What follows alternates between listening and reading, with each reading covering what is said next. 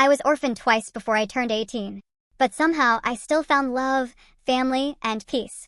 I'm 27F now. But to tell you where I am, I gotta tell you where I came from. I was 8 when both my parents died in a car crash. Just like that, one minute they were on their way to pick me up from a school play, the next, I was being told by a stranger in a police uniform that I wouldn't see them again. I didn't fully understand what grief was back then. I just remember the silence that followed me home like a shadow. My grandparents took me in. They were kind, old school, and loved me the best they could. Grandpa made pancakes every Sunday. Grandma let me sleep in their bed when I had nightmares. They were my whole world for a while. But life wasn't done testing me.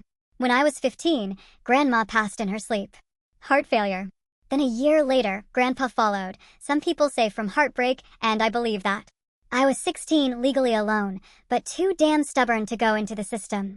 I convinced a family friend to become my guardian on paper just so I could stay in school and finish. I worked nights at a diner, cleaned houses, sold art online, whatever paid. I slept 4 hours a night, ate cereal for dinner, and cried in the shower so no one would hear. But I kept going. Because stopping meant sinking. I barely scraped through high school. Didn't have time or money for college, so I got into trade work. Welding.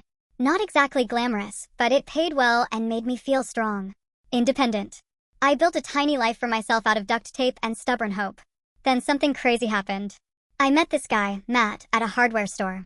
I was covered in grease, pissed off about a part one couldn't find.